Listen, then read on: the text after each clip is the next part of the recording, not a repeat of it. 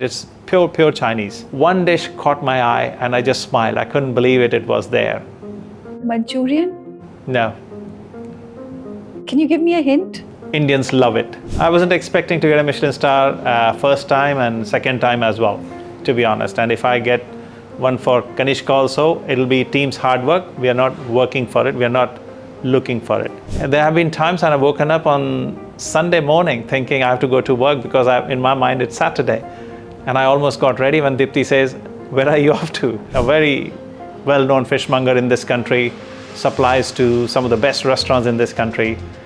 Chef Marco Pierre White, Chef Nicola Danis, Giorgio Locurtilli, Gordon Ramsay, they all used to buy from him. He said, "Oh, I didn't know that curry houses could be so fashionable and so beautiful." And I said, Indian restaurants will be known as Indian restaurants, not curry houses. So by the third year, if you have not started making profits, it's time to start thinking that this is not working. If you want to dedicate your life to hospitality, then only enter this profession. Otherwise, don't bother.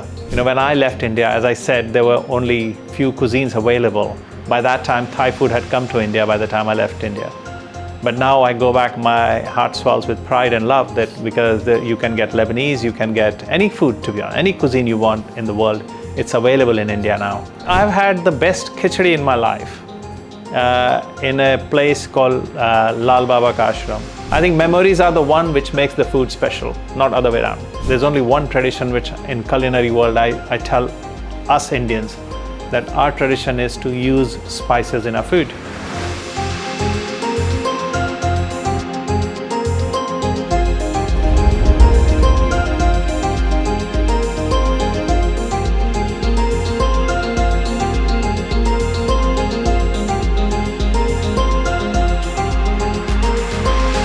Today, we're not just introducing a chef, but celebrating a visionary and a master who has turned simple ingredients into unforgettable experiences.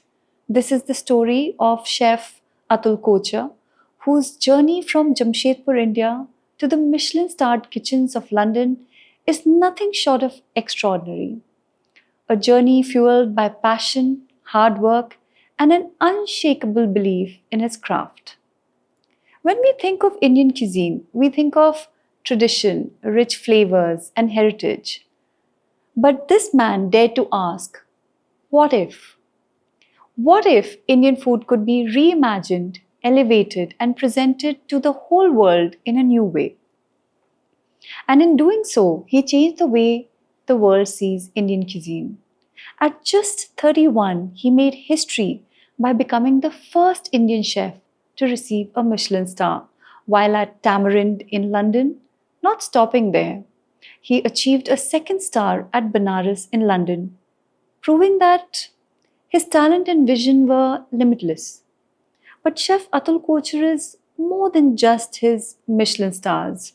He's a storyteller, telling the story of India's diversity through every dish that he creates. He's an entrepreneur, building iconic restaurants like Kanishka, Sindhu, Masalchi, and Rivas, each showcasing a unique twist on Indian cuisine. We've also come to know him through his inspiring TV appearances, including BBC's Great British Menu, to BBC's Saturday Kitchen, and Netflix series Million Pound Menu. But beyond the awards and the applause lies a man who inspires us to dream big, to embrace innovation, and to see food as more than just something to eat. It's art, it's culture, and it brings us together. And it is with great pride that I welcome Chef Atul Kochhar. Namaste, Chef. Welcome to Happy Alien Life. Oh, thank you so much for having me. So let's begin from the beginning then. Where were you born? I was born in Jamshedpur. It used to be in Bihar, but it got chucked out of Bihar and was put into Jharkhand. So I joke with my friends that I started my journey as a Bihari and I don't know when I was made Jharkhandi. But so be it. Jamshedpur is a unique place and I'm very proud to be a Jamshedpurian. And growing up, did you have many siblings? Who did you grow up with? So, large family. I had 4 sisters and a younger brother. So I'm number 5 in the family. So growing up, all the sisters were older to me, so it felt like I had 5 mothers telling me every day what I'm supposed to do. And I look back on it with a lot of love and passion. And I think what a beautiful upbringing I had, because I grew around women. And is that where you have drawn your inspiration from to get into this culinary world? Lots from mum, no doubt about it, because mum was a great cook, but my father and my grandfather was a baker. My dad, after marrying my mother, he saw his father-in-law, who was an artisan baker. He kind of inculcated love for food and converted himself into a caterer. And I grew up looking at these formidable 4-5 women in front of me, plus my granddad and my dad, that how passionate they were about food. So it isn't a miracle that I became a chef, and that to a good chef, I would say. And I give it all to them, to be honest, because without them, I wouldn't be here where I am. And I must say, not just any chef, but India's first Michelin-starred chef. Please take us through that journey. So, thank you first of all, thank you. Growing up in Jamshedpur, it wasn't something that I had thought of becoming a chef, but it was always a peer pressure that everyone is going to engineering or medical school. I was a boy who was daring to dream to go to hotel school, and I had parents who would support that. My mom was an academic, but she supported my thought. She said, you should do what your heart says.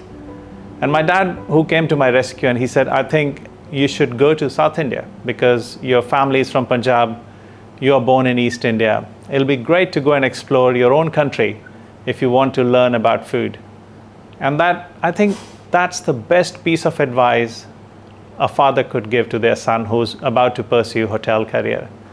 Landing up in Chennai, those days it used to be Madras, 17, 18-year-old boy, I reached my hostel, didn't speak a word of Tamil.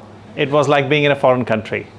They didn't understand me, I didn't understand them, but it didn't take long, to be honest. I fell in love with South India. I embraced that culture, learned so much, became incredibly proud of our country, that there are so many things to learn, so many languages to learn.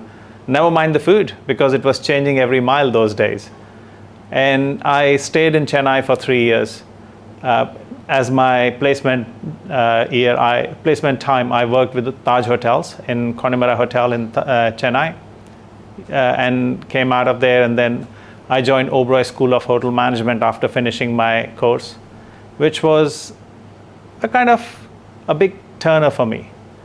It put me into a very elite group of hoteliers stroke chefs, because those days Oberoi's used to take only 10 or 12 students from all over India. I was very fortunate to be part of it, to be honest.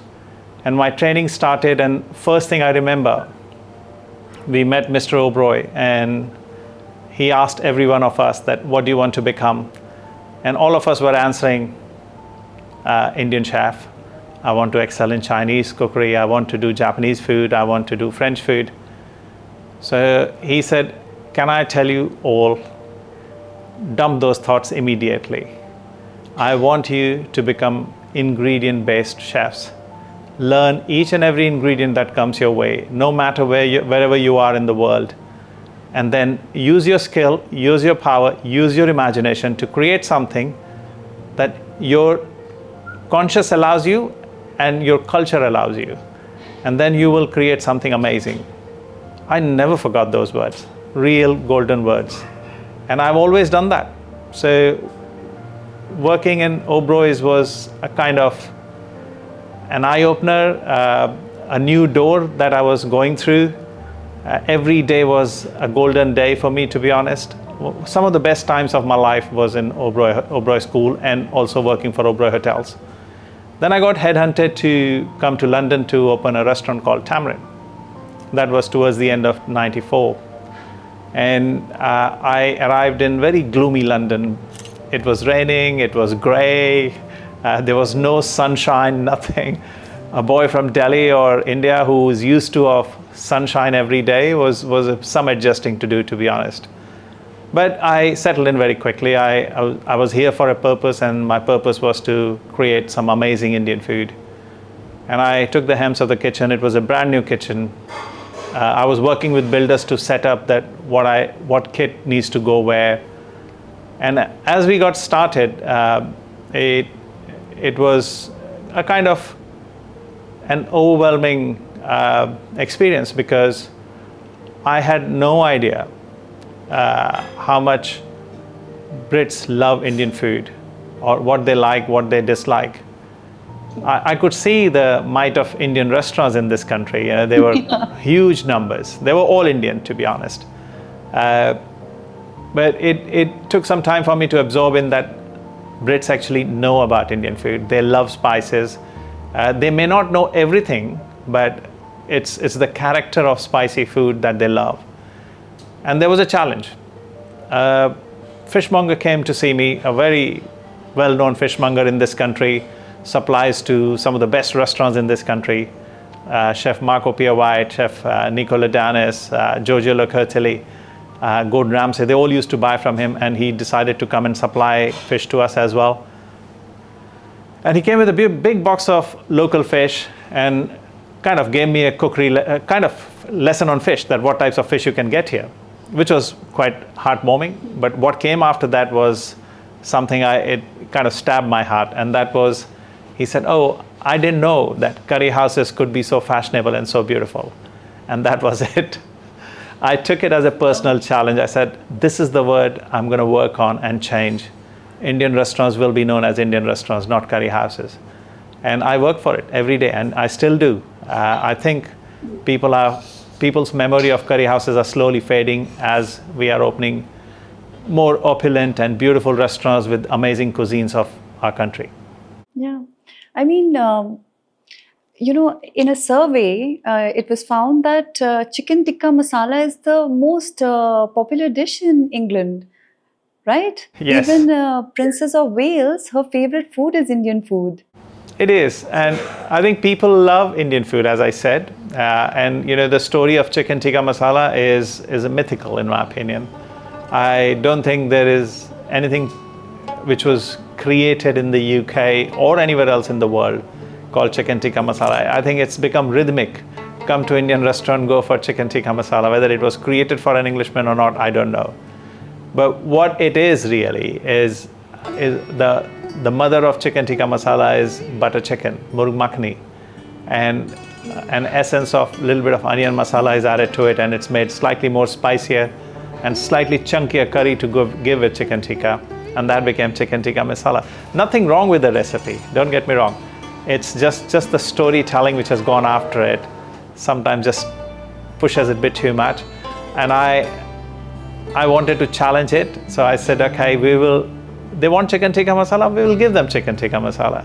But how about making a beautiful pie out of chicken tikka masala, because they love their pies and they love their chicken tikka masala. Give them a chicken tikka masala pie. And that's what I created. I'm going back a good 15, 18 years. Till date, it's one of the best-selling items on my menu. If I take that away, I think my British passport will be taken away. So, but it's a dish that everybody comes to our restaurants to try.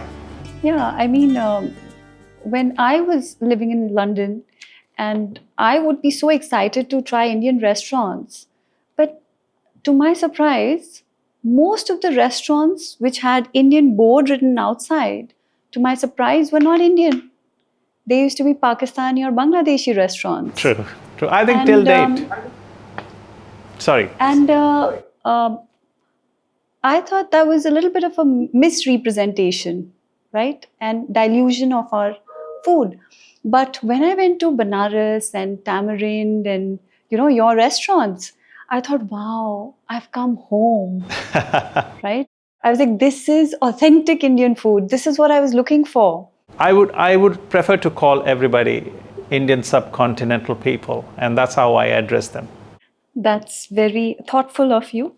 And I think, your thinking also reflects in the names of your restaurant. Like can you tell us a little bit about, how did you choose these names, like Masalchi and Kanishka?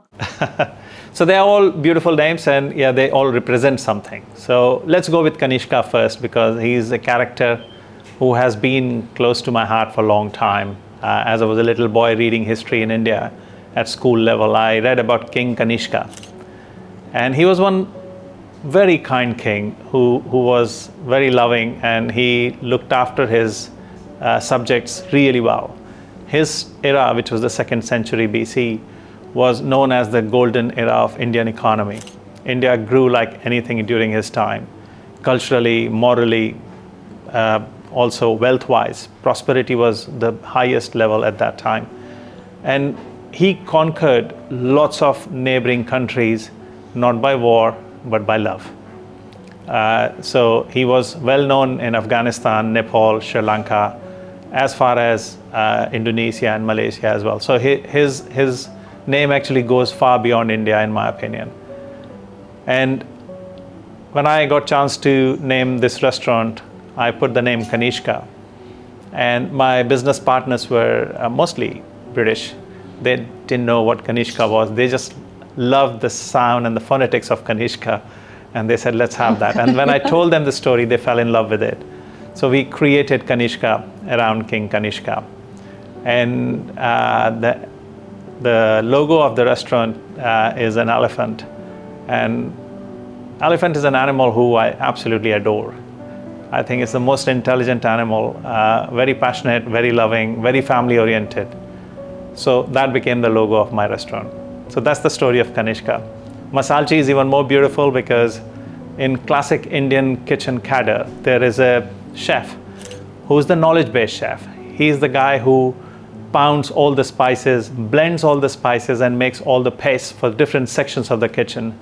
And in Hindi stroke Urdu, or Hindustani, if I may say, was always called Masalchi.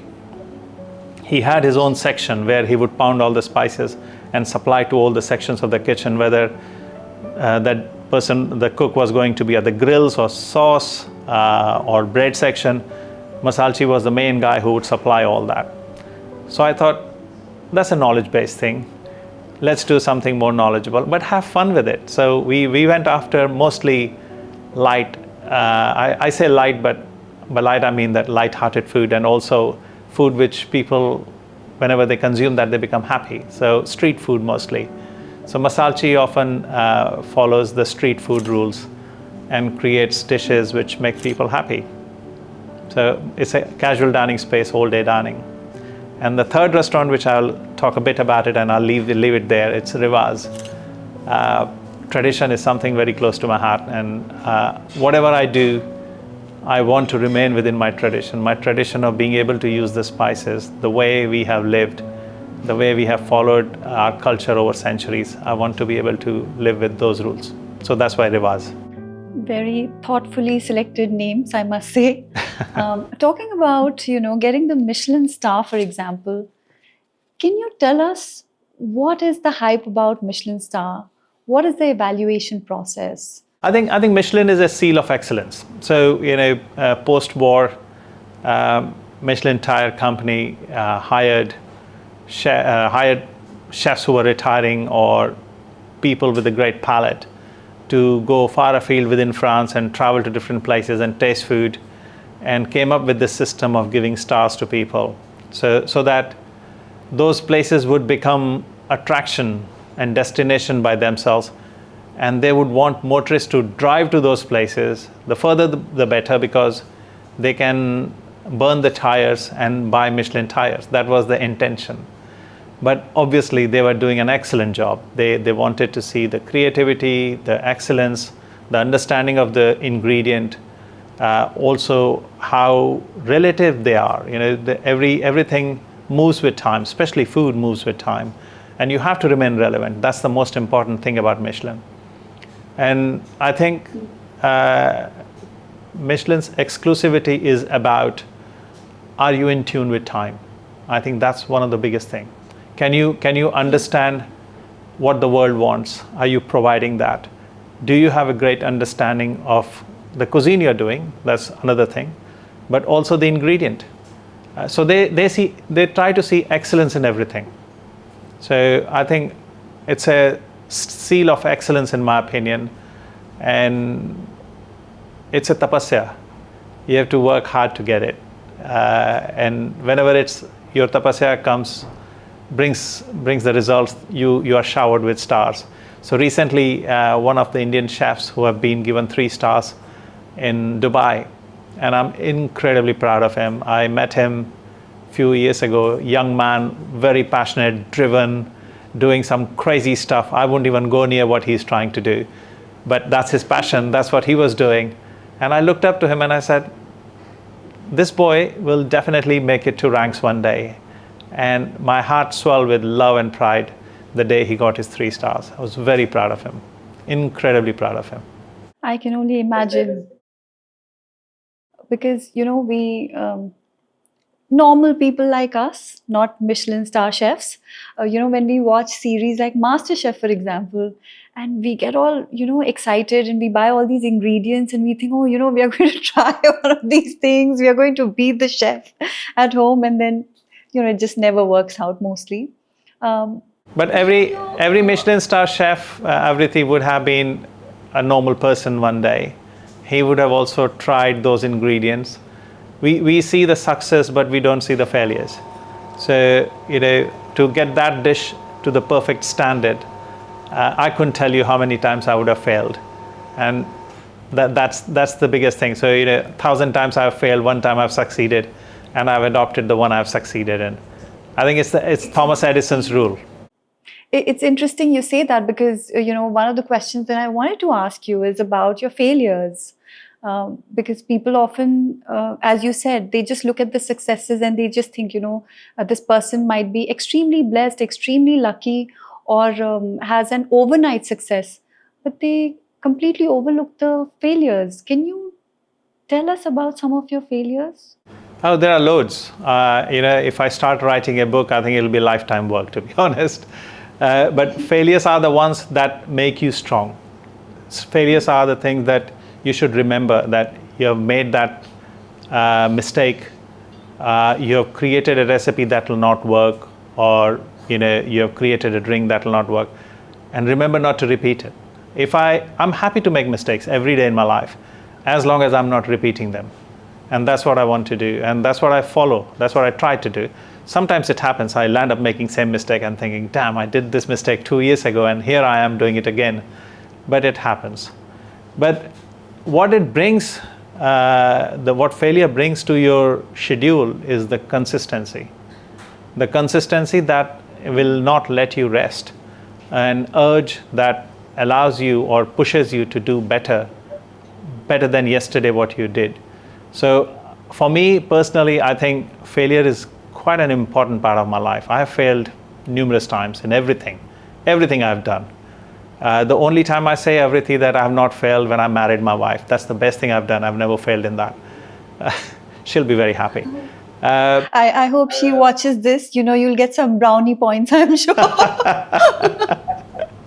But everything you do professionally, I don't see anybody, to be honest. I was very fond of Mr. Ratan Tata, and I had asked him this question, what does he think about failure? He said, they are some of the best secrets close to my heart, and I make mistakes every day, learn from them every day, because my failures are my teacher. And I say that if you learn from your failures, I think you will succeed. There's no doubt about it. See, in retrospect, it feels like, you should learn from it and all of these things, because it's already done. And then you look back and you are a wiser person in most cases. But at that time, when you are failing, it's tough.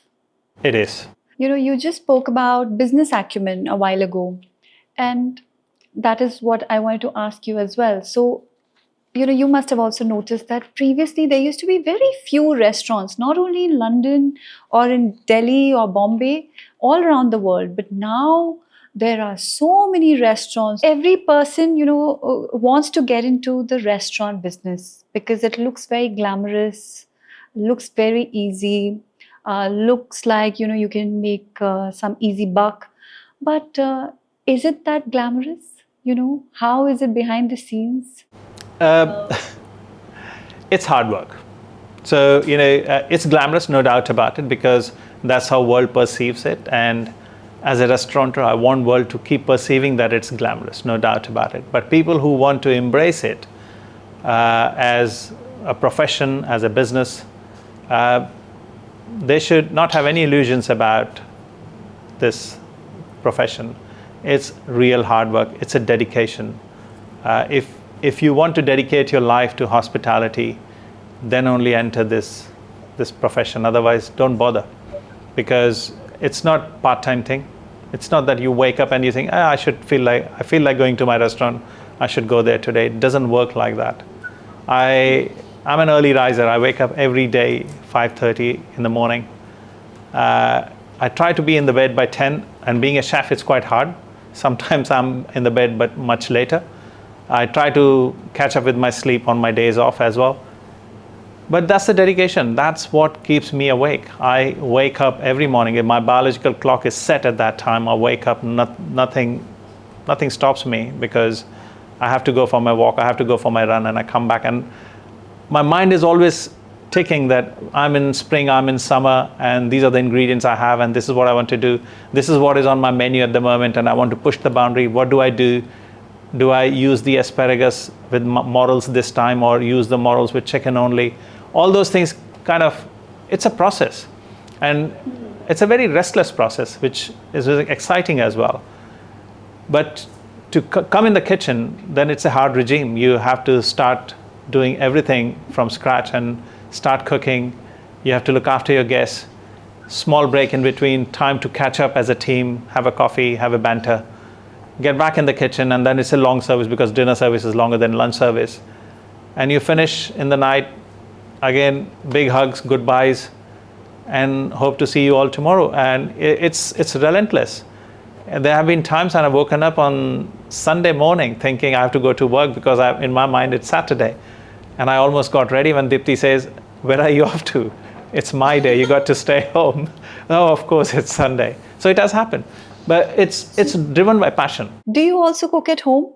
Are you the chef at home as well? Aavriti, I love cooking at home, and I cook with my children. But I prefer when I'm home, it's either Dipti who's cooking, or my mom-in-law lives with us. So I really love her food. So if she cooks, yeah, amazing. Oh, wonderful. I mean, they are so lucky to have you, and you are lucky to have your mother-in-law. I mean, I think it's the other way around. I'm lucky to have them. You get 2 more brownie points from your family. So, talking about the restaurant business, I understand that, restaurant is an establishment. There are infrastructural costs, there are operational costs, then you have the raw material costs, then you add taxes to that, then you have your profit margins, then the customers pay. But what is the secret of running a successful restaurant? What is the business model? So I'll go back to my first answer. You have to have humongous amount of passion for hospitality, not for money. If you are seeking money, this is definitely a very wrong business model to come to. So yes, the expenses are high, no doubt about it. To set up a restaurant in today's time isn't easy. You're looking at easily 2 million plus in the UK if you're looking at. And if revenue was 100%, there used to be a formula where we used to say 3 times 25 and the fourth 25 is yours, which was 25% staff, 25% food cost, 25% overheads, and 20 to 25% would be your profits. But gone are the days, because everything has become expensive. Now, staff is around 35%. Your food costs, because of the wars happening around the world, the food cost, which used to be a good 22 to 25%, has gone through the roof. It's around 30%. All the energy cost, all the overhead costs, everything has gone up. The linen guy wants more money from you. The flour guy is more money. The rent is gone up through the roof. So that 25% has suddenly become another 35, 40%. So the bottom line, where is the rest of the money going to come from? From the bottom line. That bottom line has become slimmer and slimmer.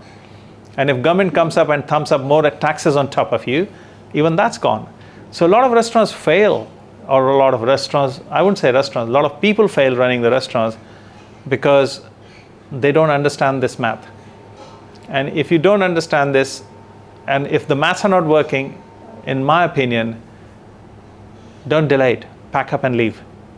Because the more you delay, the more debt you're going to accumulate, which you would have to find money to pay off anyway.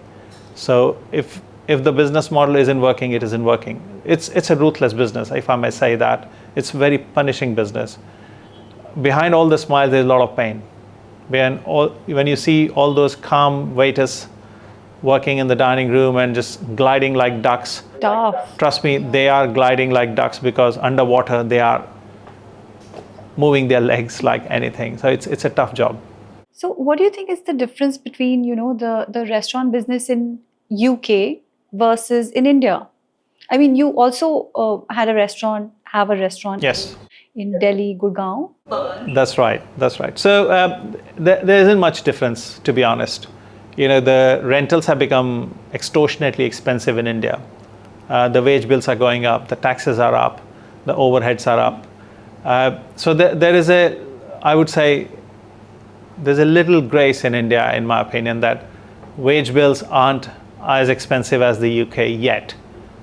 They will not remain always low, but at the moment they are not. So people could still make a decent bottom line in India if they run it well. It needs to be well-oiled machine. But rentals, oh my God, they are as good as Mayfair in India.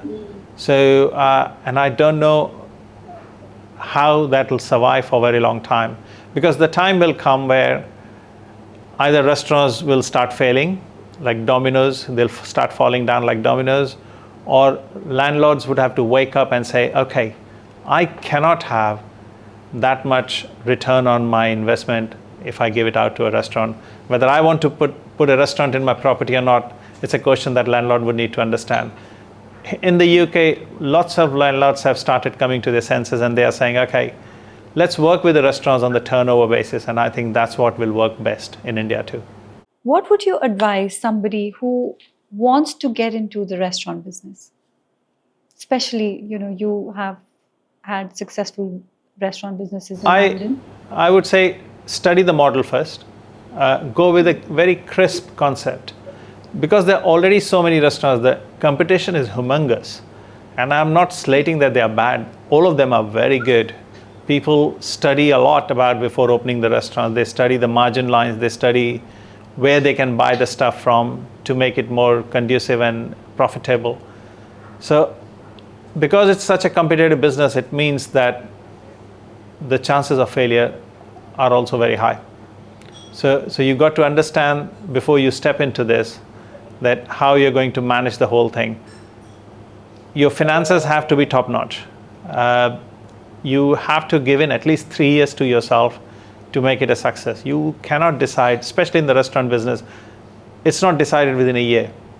First year is often a promotional year. Second year is the one where you consolidate. Third year is the one you start making profits. So by the third year, if you have not started making profits, it's time to start thinking that this is not working. Either I change the tact, either I change my marketing, or I change the profile. Something has to give in. And if you have tried everything and everything we have tried is not working, it's time to go. We live in a time where people are really into instant gratification. In India, there is this concept of 30 minutes, within 30 minutes, Domino's delivers pizza, otherwise it's free, right? So do you think there has been a change in the attitudes of diners in England, in India, Everywhere. from when you started to how it is now? Definitely. There is a change in the diners' attitude. People have gone more casual, no doubt about it. This doesn't mean that fine dining is on decline, because fine dining will always remain there. There's a clientele for it. Previously, people aspired to go to a restaurant and they would save and splash out on that one experience because they dreamt of it. Now the restaurants are so many that people will say, okay, we're not going for fine dining, we'll go anywhere else. And it could be a very casual dining, very casual service as well. if you're staying home, as you said, people want delivered on the flip of the something that it needs should arrive on the door. I think it's a different service model.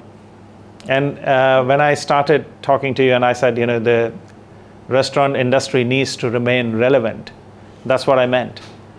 You need to remain relevant to the needs of the people. If whatever people want, if you don't cater to that, you will become irrelevant. You will go out of business. So smart restaurateurs will convert and change, and they will deliver to the people what they want. Rigid ones may not. They may survive, they may not survive. And some of them who are true pujaris of their talent and their art, sometimes they decide to fold in. They say, we have done a bit and it's time to bow out and get out of the business. So I'll name somebody whom I absolutely love, adore, and look up to for a lot of things. His name is Michel Roux Jr. He was son of Chef Albert Roux, who was a father figure for me, and still is. He's not there anymore among us. When I came to the UK, he held my hand and taught me lots of things about this country. So I was listening to Michel's interview in one of the places, and he decided to shut his restaurant after 53 years of operation. His uncle and his father had opened that restaurant. Then he took the helm of the restaurant 34 years ago. He was behind the pass running that restaurant. It was 2 Michelin-starred throughout till the time he was running. And this is what he exactly said. He said, I couldn't remain relevant. I couldn't see myself doing things what other restaurants were doing and people wanted. Maybe I'm old-fashioned, maybe I'm a dinosaur, maybe I'm too traditionalist, but that's my call. That's what I want to do, and that's what I take my pride in. It's time to fold in and do something different and not cook. So he took a decision to shut a restaurant which was a legacy in this country. Everybody, you name it, Marco Pierre-White, Gordon Ramsay, Tom Aiken, all these big name chefs have come out of that kitchen. So it's a miracle that a person like him decides that it's time to fold in. And this is what I'll bring it back, saying businesses have to be relevant to the time. So when COVID happened, I had opened Kanishka with the thought of super fine dining, as I always do. My previous restaurants continues to do that, what I left behind. And I was not going to do any different, so it was going to be fine dining. But during lockdown, we decided if we have to survive, let's start the takeaway. And before that, not even once I had cooked a box of takeaway food, let's put it this way. Not to sell. To give it to the guests, yeah, I had. But to sell, I had not. And we started doing takeaway, and we were one of the first restaurants in the country to start doing the takeaway during lockdown. Business was booming because there was nothing else available. We had drivers, so social distancing, mask staff, PPE, and all that stuff we were working under instructions. And I have to say that was one of the wisest decisions I took in that time, to use the strength of the cuisine, because takeaway Indian food works incredibly well in this country. And I lean on that, and it worked out amazingly well for us, to be honest. And that's what has kept me in business today. I'm still sitting in this restaurant thinking, thank God I did that, because if I didn't, my funds would have run out and this place would have shut down. But that kept me going. Talking about relevance, I'm sure you must have noticed that in India, we have this inclination towards having multiple cuisines in one restaurant. We have elaborate menus, those thick menus in really good restaurants. So you have Indian food menu, then you have, on the third page, it's Italian. So if my friend wants to eat pizza and I want to have dal makhani and the other friend wants to have sushi, we can all sit in the same restaurant, same table, and have all of these things together and of really good quality. Yeah. However, in England or in Australia or in Spain, for example, you don't see this. No, multi-cuisine is not the thing which has happened here yet. Let me add that, yet. We never know. Influence of Indians might bring that too. So it's only India. India is quite unique that way, because I think, I remember growing up, there were only two types of cuisines available out there in the market. It was either Indian, or if you wanted to be slightly different Indian, that would be South Indian. And the other cuisine which you would go to was Chinese. There was no other thing. Indian Chinese. Yeah, of course, Indian Chinese. Indian Chinese. And of late, you name a cuisine, it's in India. You want a Vietnamese, you'll get that. You want food from Thai, of course, Thai food has been there for quite some time. Italian food in different flavors have come in. Continental food, Spanish food, tapas food. It's loads of them have come across in India now, and it's good to see that Indians are dwelling into it. But Indians always want their own food as well. So I think after having pizza, they'll say, ek katora black dal ka mil jaye to maza aa jayega. So I think that attitude is always there. Nothing wrong in that, in my opinion, but that's how it is. So talking about multi-cuisine, I think UK is quite behind it. Maybe the people are not ready. They have these special nights. Are we going for Indian or are we going for Chinese? They always talk about these things, and they go to that specific restaurant. So there's a restaurant that opened about 7-8 years ago, a very posh Chinese restaurant. I'm not being able to get the name. It's not very far from us on Berkeley Street. Cafe something, but it's pure Chinese. They invited me for the opening, and one dish caught my eye, and I just smiled. I couldn't believe it was there. Manchurian? No. I want to guess. Can you give me a hint? Indians love it. It's a Chinese dish that Indians love it. You were close. You said Manchurian, but what's the other one? It's vegetarian. Is it a starter or? It could be a starter, but it could be a main course too. Honey chili potatoes? You're near. It was chili paneer. Oh, really? It was in a proper Chinese restaurant. They were doing chili paneer. I was having, once I invited some, we were all together, a few of my Chinese friends were also there, and I think one of our friends cooked Indian Chinese food. And my friend said to the Chinese people, I've cooked Chinese food today. Let's have Manchurian. So then they asked, how is it? So the Chinese people said, yeah, it's really tasty, but this is not Chinese. It's nice, but what is Manchurian? Somebody told me this story that after India-China war, there was a peace talks happening in both India and China, and there was a big Chinese delegation came to India. So Indian, out of courtesy, they said, let's treat you to your food today. We have a beautiful restaurant in our hotel, Taj Hotel. So they took them to August House of Moon in, I think, Taj Mansingh, if I'm not wrong. So this Chinese delegation ate the food, very nice, everything good. So finally, somebody asked that, how was the food? He said it was a great food, but it wasn't Chinese. So it was, and it's a true story. It's a true story. And I think they said, we'll bring a Chinese cook with us next time. So something of that sort. And everybody laughed because obviously that food has been created for Indians. But that takes me back to Oberoi's Aavriti. This is where Mr. Oberoi was very different. He had a Chinese restaurant, and just not Chinese restaurant. He always said, I want Shanghainese Chinese. And he would always bring chefs from Shanghai. So Taipan, which was now it belongs to, I don't know what it's called. It's called Busan now, if I'm not wrong. And Andrew Wong looks after it. And Andrew Wong is a fellow chef from London who consults Oberoi hotels in India. But going back to Taipan, there was always two chefs from Shanghai, and there were minions like me working under them.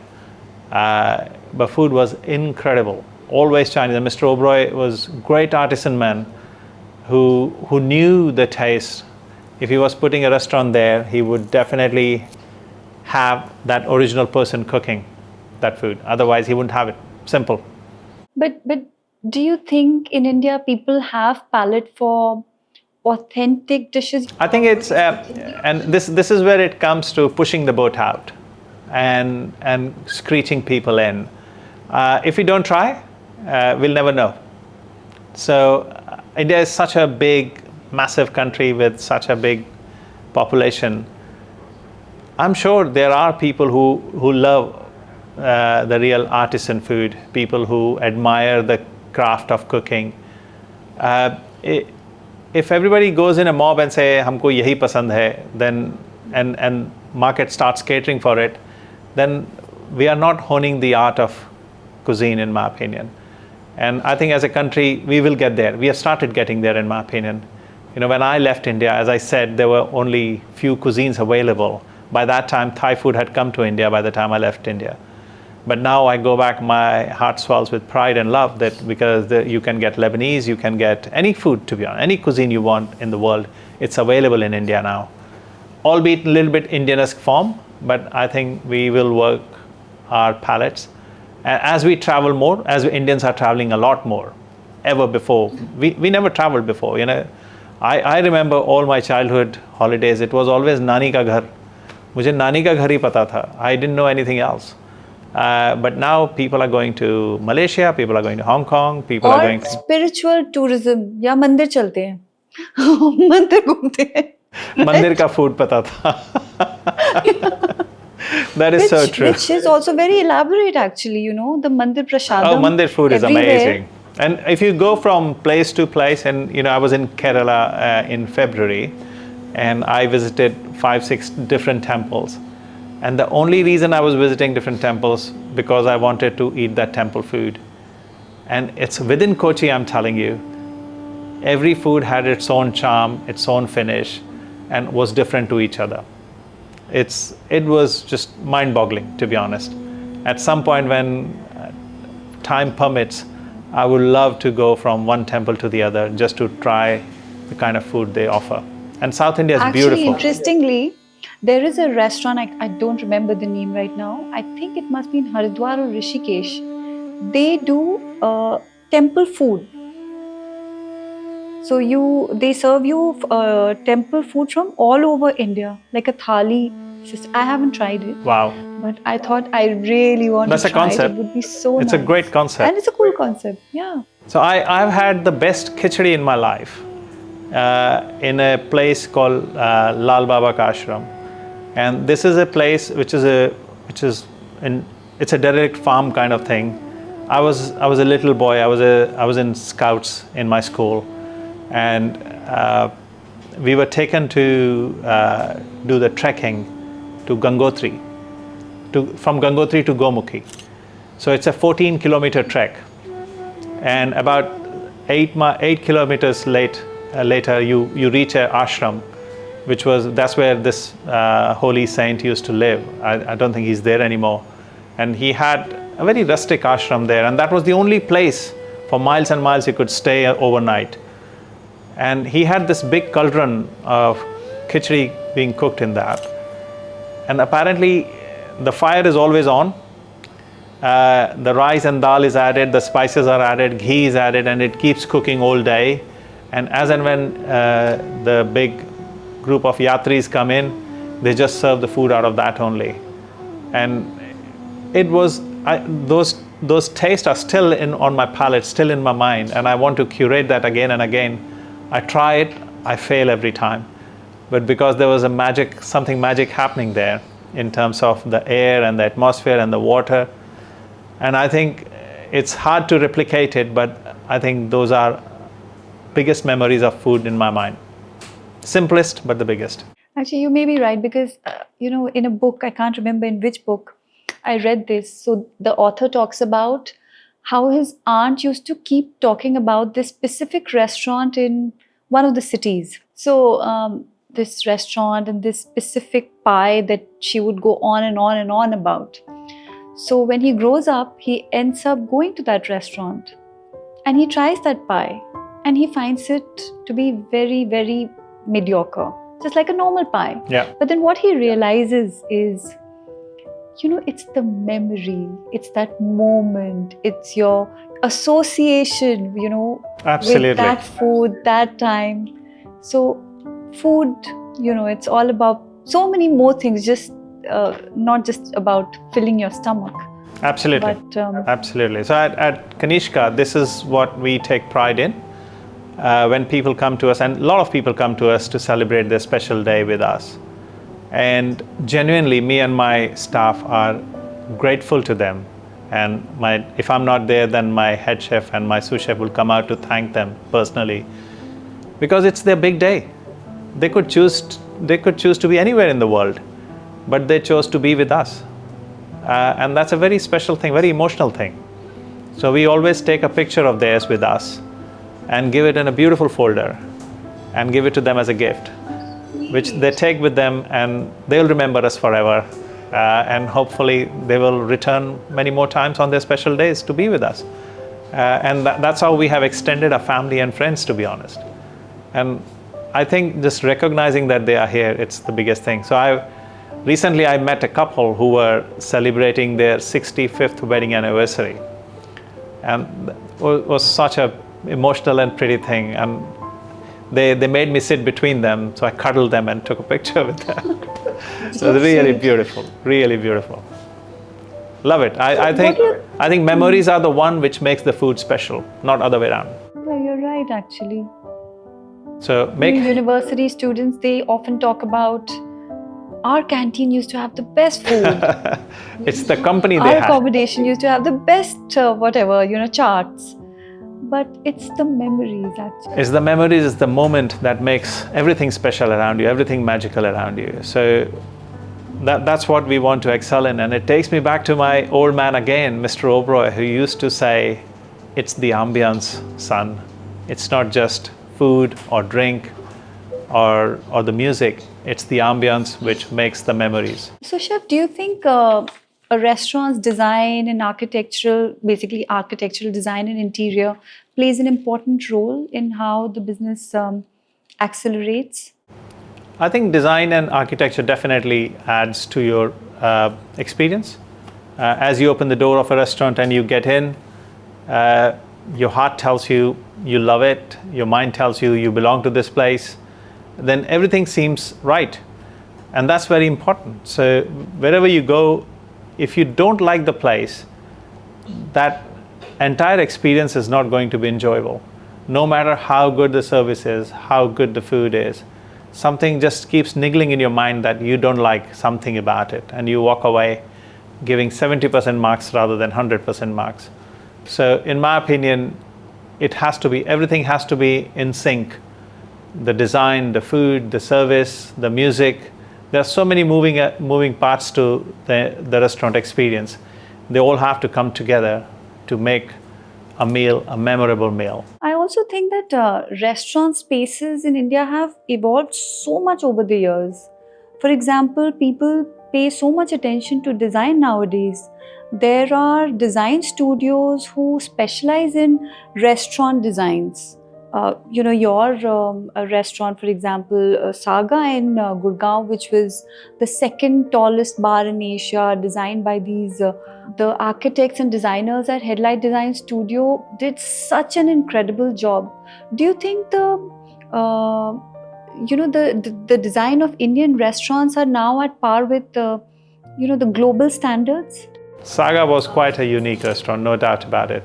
The beautiful bar, the food was amazing. Even the outside space, I think the decor was breathtaking, to be honest. It was beautifully done, very well curated restaurant. And I think Indians have been very passionate about, whenever they stepped out of their home and they were outside, they're superly critical about how the whole experience was, and design was a big part of it. Because it used to be only 5-star hotels, if you remember, who had good restaurants. We didn't have enough standalone restaurants. Standalone restaurants used to be more like dhaba style. But in last 20 years, there has been a wave of fantastic, beautiful designed, curated restaurants, one after the other. There has been an explosion, in my opinion. And I think it keeps getting better and better. And we want the experience side of it now. It's just not food or drink we are going out for. We want the entire experience. And that's been a huge development in India, no doubt about it. Yeah. So, as a first generation Indian, person and a chef in the UK, what are the differences that you see? I mean, in the culture, in the mindset of the diner, and even the aspiring chefs. So I'll compare to the time I've come in and where we are now. So when I came in, obviously Indian food was popular, no doubt about it, but not to the extent it is now. People knew Indian food, but not to the extent they do now. There were Indian restaurants only. Now there are South Indian restaurants. There are Tamilian restaurants. There are Gujarati restaurants. These things were not there that time.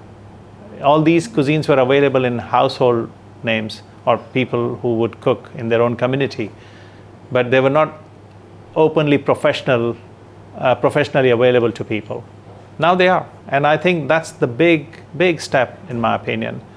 As an Indian, I love my Punjabi food, if I may say, but I have a craving for Gujarati food. I couldn't get it that time. I have to go to somebody's house. But now there are Gujarati restaurants that would cater to my craving. And that has helped the entire society, because British people, they would go to India with their eyes closed. They would do golden triangle and say, we have done India, and come back. Now they say, no, we want to go to Amritsar. We want to go to Cochin. We want to go to Chennai. We want to go to Calcutta. We want to experience real India. And they are.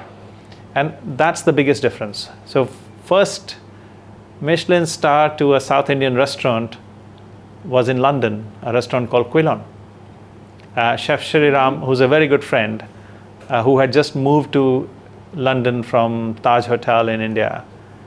And he had come to say hello to me, just to meet, have a coffee with me. And he was very sad and saying, Atul, we are doing South Indian food, mostly Kerala food. And when people come and sit down and open the menu, and they say, oh, you don't have a cheese naan. I don't want to stay here, I'm going. And they will just shut the menu and walk away. That time they didn't understand that it's a South Indian restaurant. They don't need to do naan. They do dosas and uttapams. But now they do. So I told Shri, I said, Shri, do me a favor, do yourself a favor. Buy a tandoori oven and give them a naan. Once they have had the naan, they'll stay. And once they have had the dosa, they will not ask for the naan. And that's what exactly happened. He got rid of tandoor after some time, because people go there for specific cuisine of India, and that works incredibly well. Because, that is what I was about to ask you. Did he succumb to that pressure? Did he start selling naans? Sadly, I suggested. If he had not done that, Aavriti, I think people wouldn't have stayed back. They were so tuned that I'm going for an Indian restaurant. While I'm having my beer, I'll have a cheese naan while my food is being prepared. Because, this is a very British concept or European concept. Have an aperitif and have bread and butter, and the food will come. So for you and me, having a naan before we have had a meal is unthinkable. We will not do that. We'll have our pakoras or kebabs, and then we will go for main course. But those days, Britishers wanted a bread first. They would have a Peshawari naan or a cheese naan or a keema naan first, and then they will have their meal as well. But things have changed. Things have changed since. Yeah, because there used to be a South Indian restaurant that I really used to like, and it's a big chain now. And, I stopped going there. Do you know why? Because they started serving pasta and pizza. And I thought, and it is an exclusively South Indian restaurant. And I thought, how does this happen? Pressure of multi-cuisine. But can you also tell the Indian audience what it takes to have that elaborate menu in front of the diner? It takes a lot of work. That's what we don't get. For long I have had 7 or 8 starters on my menu, maximum 10 depending on which season I'm in. Spring, my menu is maybe 10 starters because There are so many different vegetables and ingredients available. That's why I would expand. Main courses will never be more than 7 to 10 again. And then sides are only 3 or 4 sides, because this is all we do. Everything is cooked fresh, as it should be. It should not be a USP in my opinion. It should be fresh. And 3 or 4 types of breads. Whereas there still are restaurants where they have a page dedicated to chicken, page dedicated to prawn, so you can choose by the number and then you order by the number. And that's the most ridiculous thing, because Indian food doesn't need to be like that in my opinion. It's crazy. So I think sooner we realize that the bigger the menu, the quality is challenged, no doubt about it. Because there's only so much size of the kitchen, there can be only so many chefs. And if they are going to cook 350 dishes that are mentioned on the menu, it's going to take toll. The quality will not be that supreme. So it's a problem. So some of the European restaurants, they only do tasting menus, which runs 7 or 9 courses maximum. So of course, each plate is very complex. It's a work of art, and in each plate there are 4 or 5 different flavors, maybe 2 or 3 different types of ingredients as well. But then you go there to enjoy that, because that's an artistry. That's a very different type of skill that chef is doing, cooking at his prime, and you pay for that. Whereas there are restaurants where you go and sit and say, I'll have a dosa and a pasta too. So that's the difference. So, what is the difference between a really good fine dining restaurant and a Michelin star restaurant? Again, fine dining could be, I would call it fun dining too. Okay, it doesn't have to be pompous. It doesn't have to be too many things attached to it. Not too many interludes in the service.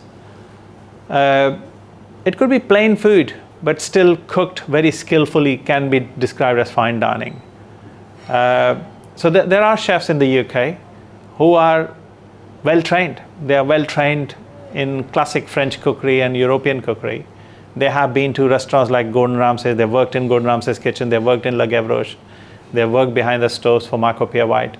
And those are the chefs who have gone on to open much simpler brasserie type of places and not chosen to do super fine dining restaurants. And they are still successful in a lot of ways. They are busy. They are bustling like anything. And the fine dining restaurants with the Michelin stars are the ones which will do specific numbers only, because they can't cater to bigger number. They would have very small menu, very big wine list, an army of staff to look after your every need. I think the skill and the experience becomes very different in Michelin restaurant. Whereas fine dining restaurant with the fun food can be slightly understated, but it doesn't take away from the quality of food still. And a lot of chefs, a lot of Michelin star chefs in the UK and in France and everywhere else in the world now have 1 or 2 places which are 2, 3 or 1 star Michelin, but they also have still fine dining but brasserie style atmosphere, 2 or 3 restaurants, because they can cater to more people. So that's a big difference. And how do you maintain the quality? Like, the food coming out of your kitchen, the raw material getting into your kitchen, the food getting out of your kitchen. Like, how do you maintain it? Everything is a process, and everything is a training. Okay, and there is a very simple rule I teach to all my young chefs. If you buy good ingredient, you will cook good food. As simple as that. Because Mother Nature does it so well that you will need to intervene so little. And as a cook, that's where you need to learn that balance and be smart about it. If you are tweaking too much to the food to enhance the flavor, then you're going wrong somewhere. And it means that that food is not in season. That's why you are manipulating it so much. So anything that is in season, it's bang up in their flavor. You will do very little. You will add very little to the enjoyment of the customer, because Mother Nature has done 90% of your work. And if you're a clever chef, you would follow that rule. And that's what we do. Most of the chefs follow that rule. So if you look at top of the game, the lady who I adore and I think she's amazing, her name is Angela Hartnett, and other one is Claire Smith. Claire has got 3 Michelin stars in London and Angela has got a Michelin star. They both will change their menu every season. Claire changes every 2-3 weeks. She's very finicky. 2-3 weeks her menu changes. Angela changes every 3 months. And that's the reason. Because if asparagus is not in the market, it's not being picked from the ground, it will not be on the plate. New potatoes finishes end of June. It will not be featured anywhere in the menu as new potato, because new potato will be new potato. You won't serve King Edward potato instead of new potato and call it new potato. So I think chefs are becoming finickier, and I'm very happy to see that lots of chefs in India have started doing it. There is a restaurant that has opened up in the hills near Kasauli called Nar. So Chef Pratik Sadhu, his name is, he's Kashmiri by descent but cooks in Himachal and forages food and cooks. Again, I think his restaurant is very simple, as a very small restaurant. If Michelin ever comes to India, and hopefully they do very soon, I think that restaurant will get at least 2 stars, if not 3, in my opinion. Another restaurant I'm looking forward to go to hopefully soon is called Farm Lore, that's near Bangalore. They also forage and they do a very different kind of cuisine. So there are chefs in India who have started breaking that boundary and saying, no, this is what we do. If you're going to come to us, just come for this, otherwise don't bother. And I think that's the artistry. That's tapasya. That's what they are trying to do. I think that is, as you said, that is the way a chef should work towards its, their ingredients in the list. But as a diner, sometimes what I find very disappointing is I like, for example, a dish in a restaurant, and I really look forward to having it. And guess what? That They've dish changed is it. no more. And they do it the most with vegetarians. That's not fair, is it? But Yeah. then also if the season has moved on and the chef decides not to have that, I think you should give them some grace marks on that, in my opinion, that Yes. it was done for a right purpose. So For the greater good. for the greater good, like sarson ka saag can only be had in winter. If you're having sarson ka saag sitting in April and June, then there's something wrong with it. You shouldn't be having it. Yes, I absolutely agree. And chef, when you were you expecting to get a Michelin star? How was it like? I wasn't expecting to get a Michelin star first time and second time as well, to be honest. And if I get one for Kanishka also, it'll be team's hard work. We are not working for it. We are not looking for it. And in my opinion, you should do what you do best from your heart and not work for the results. So we don't work for results. We work for our dedication. We work for our love for food and our motto, that what we want to do best. We seat 50 people in our dining room, and we often get 50 people every night in our dining room. And my aim is to make sure that each and every guest leaves with a big smile on their face, with a big grin, and giving us hugs, saying that we can't wait to come back again. And that's the biggest winning for me, much more bigger than any accolades. If the star comes with that, great. We are grateful for that. But if star doesn't come, still doesn't happen, and it doesn't bother us, because we'll continue to do what we want to do. Our main sole purpose is the customer service, and that's what we should do. But it must have been like a double-edged sword, you must have felt very proud, but there must have been this pressure to live up to that expectation. This is something, Aavriti, I never took upon myself. Everybody told me, even Chef Gordon Ramsay, who was a great friend of mine, when I got my first star, he said, Atul, this brings humongous pressure on people, so just manage that well. I actually never felt the pressure. I told my system, I told my brain, do I enjoy what I'm doing? Yes, I do. Would I change anything? No, I wouldn't. If I'm doing something and it's a process and it's my path and I'm enjoying what I'm doing, and what if Michelin star goes away one day because it doesn't agree to my ethos? I told myself, so be it. If I'm not going to love what I'm doing, then there's no point me doing it. If I'm doing it for star, my love is not for star, my love is for my food. And that's the most important thing to me. And I don't know whether I'm doing a right thing or a wrong, I have no idea. But I love what I do. I wake up every morning excited. I wake up every morning thinking about food. I come to my restaurant brimming with ideas, excited that things I need to do and the new dishes we are going to create. And sometimes the consistency in the job, which I have to do time and time again every day. And I think this is where the Michelin comes into play. Michelin loves consistency. So the most boring thing in the world is actually consistency. The very mundane job is consistency. The very uniform job is consistency. So if you do consistently right thing in Michelin's view, then you are eligible for star. And I think we remain consistent in what we do. And if that calls for a star, we'll have the star. But I'm not chasing it.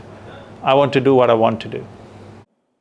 Can you tell us some funny stories about your diners or some very funny requests that you've had? Do you get influencers who seek free food? You're putting me on the spot.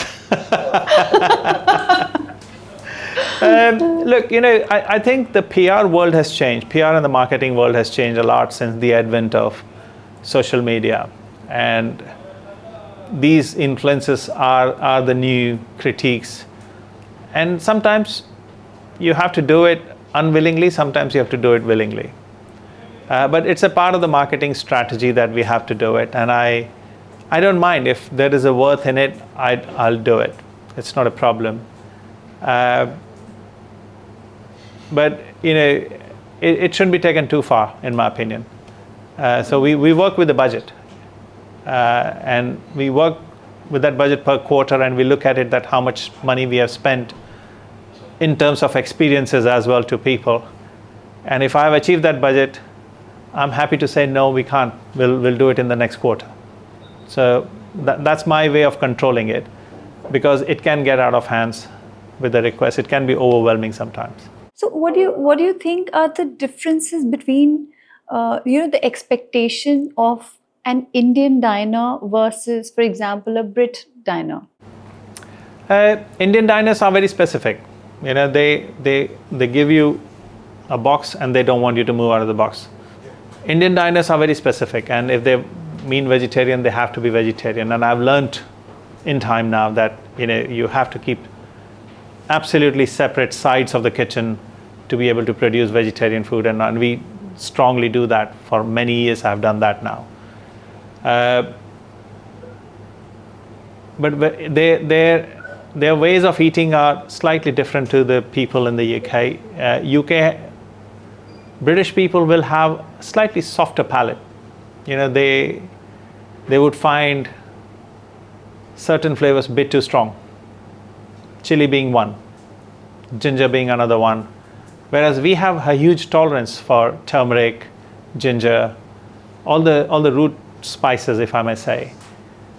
They can't take it that well.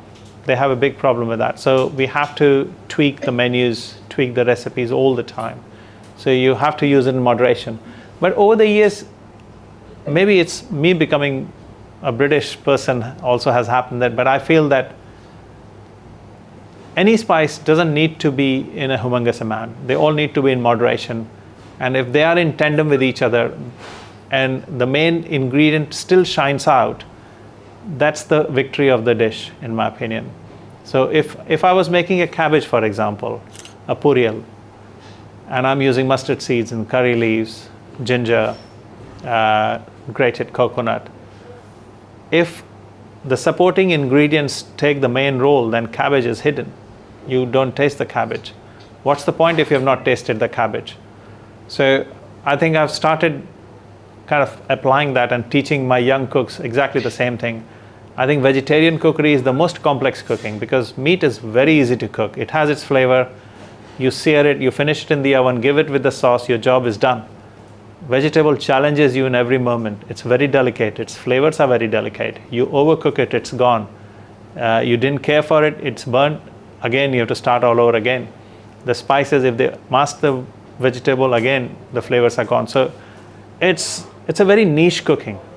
Not many people get it. To be a good vegetarian cook is a harder job than being just a cook, in my opinion. So I have a lot of respect for people who just do vegetarian food. They know how to cook it well. Yeah, I mean, there has been what's the restaurant's name? First vegetarian Michelin-starred chef. Avtara, I think. Avtara is in India. No, it is in India, no, but it's in Dubai as well. And it's a Okay. Michelin-star restaurant. I am not sure about it, but the Yeah, first. because I've been there. Okay, so the first chef who Yeah, got. and it's all vegetarian and the food is amazing. Okay, if you're in New York next time, go to this restaurant called 11 Medicine Park. 11 Medicine Park. And please book in advance because there's a huge waiting list on that one. It's a Vegetarian restaurant? complete vegetarian. 3 Michelin star chef. So I ate there about 10, 11 years ago. It was a complete carnivore restaurant. Other than meat, there was nothing else. That chef, something changed in him. He visited India for a long time. He comes to India often. His name is Daniel Hum. He married a lady who was vegetarian. Not vegetarian, but vegan, I think. And he changed his lifestyle. That time he had 3 Michelin star when I ate as a carnivore restaurant. He shut the restaurant, went away for a year to study, came back, reopened that restaurant as a vegetarian restaurant, and within a year he was back with his 3 Michelin stars. You know, I've had friends who are hardcore carnivore, hardcore non-vegetarians, right? And when they came to India, they said, we never knew that vegetarian food can taste so good. True. And they survived on vegetarian food in India. They just couldn't get over how tasty vegetarian food was. Whenever I come to India, I don't bother eating any meat, to be honest. I just purely eat vegetarian food because I indulge, love it, absolutely love it. North, south, east, west, every part of the country cooks amazing Indian food. I don't think there's any country in the world who can come closer to cooking vegetarian food to the excellence the way Indians cook. No doubt about it. I actually have a funny story. So this one time we took our Brit friends to have pan, and we said, oh, you know, it's so amazing, you're going to love this, that. So we all started eating pan. After 30 seconds, my friends, they said, can I ask you something? Can I throw it out?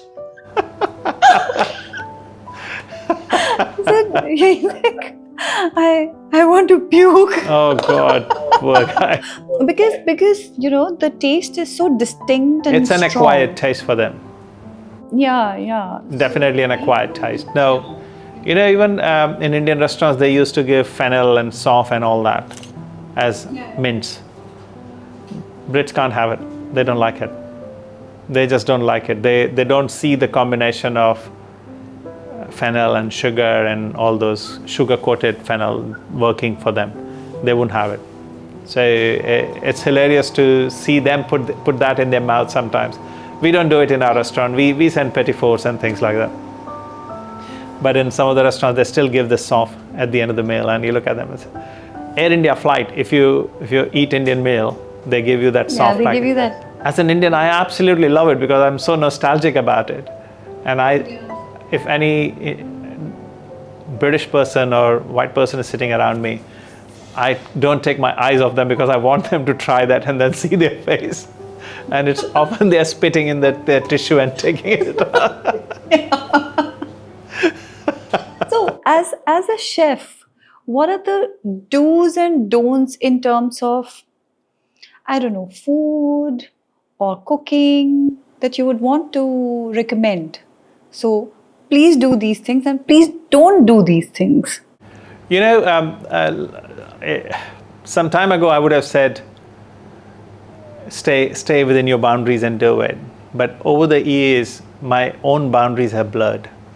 I don't see, and thanks to Mr. Oberoi now as well, that he opened the horizon, he made us push the boat out.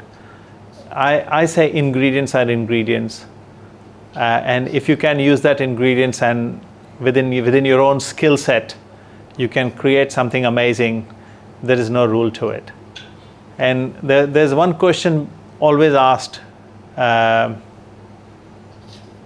authenticity versus tradition. Yeah. So I often say Indians would come and say, it was great food but wasn't authentic.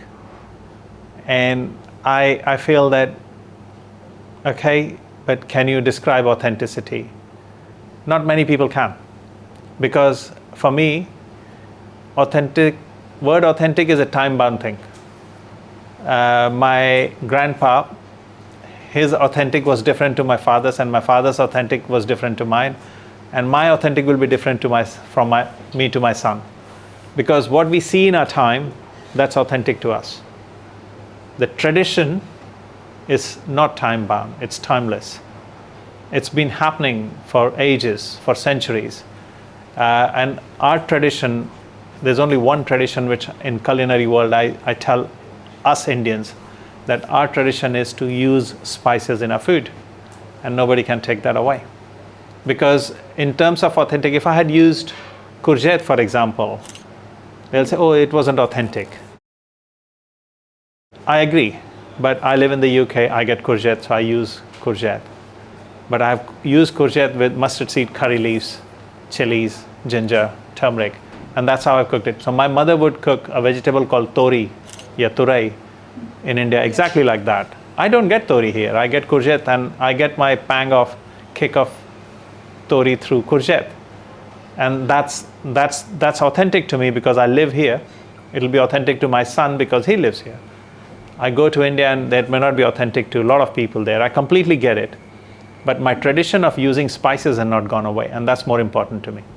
But it's interesting you say that, Indian customers, diners come in, tell you that they complain about the authenticity, because what I have experienced is, let's take Italy, for instance. There have been so many cases, and you must have seen it too. You go to an Italian restaurant and you ask for salt or pepper, and they get so offended. Yeah, or if you ask them to tweak a little bit, that, oh, don't add this or remove this, or if you have a certain coffee at a certain hour, they get extremely offended. And I always think, Indian restaurateurs, for example, they are pretty flexible. If you ask them to add a certain ingredient or remove a certain ingredient, they do it with, without getting offended. That's true. I think it's a little bit cultural as well. Some people are quite rigid. We Indians are always happy to oblige and bend backwards to please people. It's in our culture. Atithi Devo Bhava has been taught to us from childhood. If somebody comes to our house, we give up our room to them and go and sleep on the floor. Common thing to us. But we didn't know the person, and he showed up on our door in the night time. We say, okay, no problem, come join us. You take the room, we'll sleep in the living room, no problem. We have done that always. And just to wrap things up, what is that one advice that you would like to give to your younger self, or today's generation, or whoever is watching this episode? I would say stay real, stay happy, stay healthy. That's more important. Because what we achieve is all relative. I don't know what to measure our achievements into, to be honest. But fulfillment is more important. Family is more important. Friends are more important. Happiness is more important. Don't throw yourself into dark places. It's not worth it. You've been given this life. Enjoy it to fullest. And do what your heart says is the right thing. And that brings us to the end of this episode. Thank you so much, Chef, for Thank you. Sharing your inspiring stories and insights and inspiring us. Thank you so much for your time. Thank you, Aavriti. Thank you so much for having me on your show.